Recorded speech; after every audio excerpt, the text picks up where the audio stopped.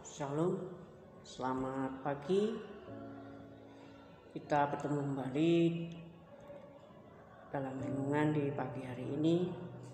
Tapi sebelumnya kita mau berdoa dulu, mempersiapkan hati, pikiran kita, biar pikiran kita, hati kita selaras dengan apa yang dikehendaki Tuhan. Mari kita berdoa. Bapa yang terkasih, kami ucap syukur atas segala berkat kasih karunia-Mu besar dalam hidup kami Tuhan. Kini hamba mau membahas firman-Mu Tuhan, kebenaran-Mu Tuhan. Biarlah beri pengertian pada kami, buka hati kami sehingga kami mengerti apa yang Kau mau, apa yang Kau inginkan dalam kehidupan kami berdasarkan firman ini Tuhan. Tuhan, kuserahkan segala doa permohonan dalam kuasa-Mu, hanya di dalam nama Tuhan Yesus hamba-Mu berdoa. Amin. Renungan di pagi hari ini kita ambil dari kitab Roma pasal 9 sampai ke 20. Mari kita baca dulu. Perikopnya tentang semua manusia adalah orang berdosa. Jadi tidak ada seorang manusia pun yang tidak berdosa. Jadi bagaimana? Adakah kita mempunyai kelebihan daripada orang lain? Sama sekali tidak. Sebab di atas telah kita tuduh baik orang Yahudi maupun orang Yunani, bahwa mereka semua ada di bawah kuasa dosa. Seperti ada tertulis, tidak ada yang benar seorang pun tidak. Tidak ada seorang pun yang berakal budi. Tidak ada seorang pun yang mencari Allah. Semua orang telah menyeleweng mereka.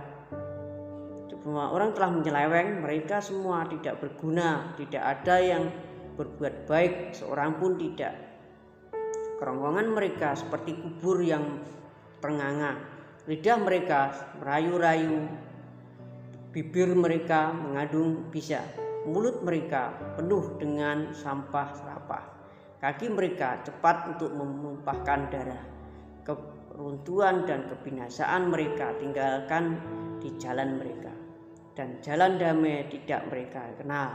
Rasa takut kepada Allah tidak ada pada orang itu. Tetapi kita tahu bahwa segala sesuatu yang tercantum dalam kitab Taurat ditujukan kepada mereka yang hidup di bawah hukum Taurat, supaya tersumbat setiap mulut dan seluruh dunia jatuh ke bawah hukuman Allah. Sebab tidak seorang pun yang dapat dibenarkan di hadapan Allah oleh karena melakukan hukum Taurat, karena justru oleh hukum Taurat orang mengenal dosa. Ya, ini perikopnya tentang semua manusia adalah orang berdosa. Jadi siapapun kita di bawah dalam kuasa dosa. Pada zaman itu, di zaman Roma, ya, orang-orang dulu mengandalkan kitab Taurat. Dia berpikir bahwa dengan melakukan kitab Taurat bisa menyelamatkan mereka dari dosa. Jadi pengertian mereka bahwa Taurat Tuhan, kitab Taurat itu bisa membawa dia dalam keselamatan. Maka Paulus dalam pelayanan ke Roma, dia mengatakan bahwa tidak ada satupun orang yang tidak berdosa. Bahkan dia benar-benar melakukan Taurat Tuhan, kitab Taurat. Justru dengan melakukan kitab Taurat, kita akan dihukum oleh hukuman melalui kitab Taurat itu sendiri. Karena tidak ada satupun yang bisa mampu melakukan Taurat itu. Maka Paulus dalam pemberitaan Injil ke Roma ini menekankan bahwa keselamatan itu hanya bisa kita raih, bisa kita temukan dengan iman kita. Iman kita kepada siapa? Iman kita kepada Tuhan Yesus. Jadi dengan percaya dan mau dibaptis menerima Kristus sebagai juru selamat, itulah jalan satu-satunya yang bisa menyelamatkan. Jadi kitab Taurat tidak bisa sama sekali menyelamatkan kita. Justru pada zaman Roma itu banyak orang mengenal dengan kitab Taurat, tapi banyak sekali yang melanggar kitab Taurat itu. Jadi di zaman Roma dulu orang mengerti kitab Taurat, orang mengenal kitab Taurat, tapi masih sedikit yang melakukan, bahkan banyak yang melanggar. Maka di ayat-ayat awal tadi dikatakan tidak ada seorang pun yang berakal budi. Semua orang telah menyeleweng. Tidak ada seorang pun yang mencari Tuhan. Kerongkongan mereka seperti kubur yang ternganga. Mulut mereka penuh dengan bisa. Jadi keseharian mereka cuma berbuat dosa, justru malah melanggar Taurat itu sendiri. Maka kehadiran Paulus untuk menyelamatkan bangsa Roma ini dari dosa, yaitu dengan menggunakan pribadi yang paling sempurna, pribadi yang luar biasa, yaitu Kristus sendiri. Dia adalah Tuhan yang turun ke bumi menjadi manusia dan rela mati untuk menebus dosa kita. Jadi tidak ada jalan kecuali percaya dan mengakui Kristus sebagai juru selamat. Karena pada dasarnya manusia sudah kehilangan. Kita baca dulu di ayat yang ke-23. Karena semua orang telah berbuat dosa dan telah kehilangan kemuliaan Allah, dan oleh kasih karunia telah dibenarkan dengan cuma-cuma karena penebusan dalam Kristus Yesus. Nah, jadi jelas sekali bahwa semua manusia telah jatuh dalam kuasa dosa, dan kita oleh Kristus kita ditebus dengan darah, dengan kematiannya yang luar biasa itu. Kita ditebus, dan itu cuma-cuma. Itulah bukti kasih Allah pada manusia. Allah itu mengasihi kita benar-benar sampai merelakan dia sendiri untuk mati di kayu salib. Makanya kita dalam pelayanan, dalam beribadah harusnya bersemangat. Jangan sampai kita itu kayak rutinitas gitu. Kita karena apa? Tuhan itu mengasihi kita. Tuhan itu mencari kita. Kalau kita tidak ada, Tuhan mencari. Jangan sampai kita justru malah lari dari Tuhan karena takut. Ya, mari kita perbaiki hati kita perbaiki sikap perilaku kita. Kita cari Tuhan,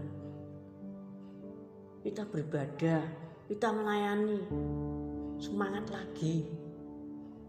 Jangan sampai justru kita malah kendur. Tuhan mengasihi kita, tidak main-main. Tuhan memelihara kita itu bukan sekedar cuma ngasih makan yang kita makan setiap lahiriah kita, bukan. Tuhan itu benar-benar menyelamatkan kita dari apa? Dosa. Kristus itu menebus kita dari dosa kita, dan itu bukan suatu perbuatan yang main-main, itu perbuatan yang luar biasa. Manusia tidak dapat. Manusia itu tanpa penebusan Kristus semua jatuh dalam dosa. Dia berbuat sempurna apapun, melakukan firman sampai sedetil apapun, dia tidak bisa lepas dari dosa. Hanya satu jalan, yaitu percaya dan mengakui Kristus sebagai penebus kita, sebagai satu-satunya jalan kebenaran. Jadi kita jangan sampai lupa kasih Kristus, kasih Tuhan, kasih agape itu. Mari kita bersemangat lagi untuk mencari Tuhan. Ya, gini, bangsa Roma pada zaman dahulu ya, dia mengandalkan kitab Taurat. Dia tidak mengandalkan Allah itu sendiri. Mereka melakukan kitab Taurat itu seakan-akan dia bisa lepas dari dosa. Padahal perbuatan sebaik apapun kita tidak bakal lepas dari dosa. Cuma karena penebusan Kristus itu, makanya Paulus di sini hadir untuk apa? Untuk memberitahukan bahwa ini loh yang bisa melepaskan kamu dari dosa, yaitu siapa? Kristus. Memang dari di perikop ini memang tidak disebutkan ada ayat-ayatnya, tapi di ayat-ayat selanjutnya itu ada. Jadi cuma satu jalan saja, yaitu percaya, mempunyai iman kepada Kristus, maka kita akan selamat. Jadi kita belajar, kita benahi hati kita benahi pikiran kita, pola hidup kita. Mari kita menghargai betapa kasih Kristus pada kita, betapa kasih sayang Kristus pada kita. Maka kita harus menghargai semua itu,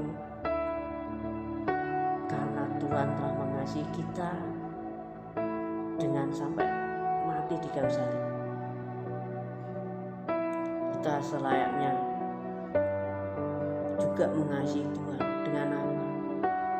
Berdoa, melayani. Banyak hal yang kita dapat melalui gereja ya. Mari kita belajar semua, kita mengerti kasih Allah, mengerti kasih Kristus itu sendiri, dan kita hargai kasih itu dengan melakukan kehendak-kehendaknya. Jadi cukup sekian dulu untuk renungan di pagi hari ini. Mari kita sama-sama belajar untuk mengerti kasih Kristus dan pelihara iman kita terhadap Kristus. Jangan sampai kita kehilangan iman kita, pengharapan kita, dan yang paling utama adalah kasih itu sendiri. Ya, terima kasih. Mari kita berdoa dulu. Bapa, kami mengucap syukur atas segala bimbinganmu, tuntunanmu dalam pembelajaran, dalam renungan di pagi hari Tuhan. Biarlah kami mampu mengerti apa yang Kau mau Tuhan, dan beri kekuatan kami untuk melakukannya Tuhan. Tuhan, kuserahkan segala doa kuasa dalam kuasa-Mu, hanya di dalam nama Tuhan Yesus hamba-Mu berdoa.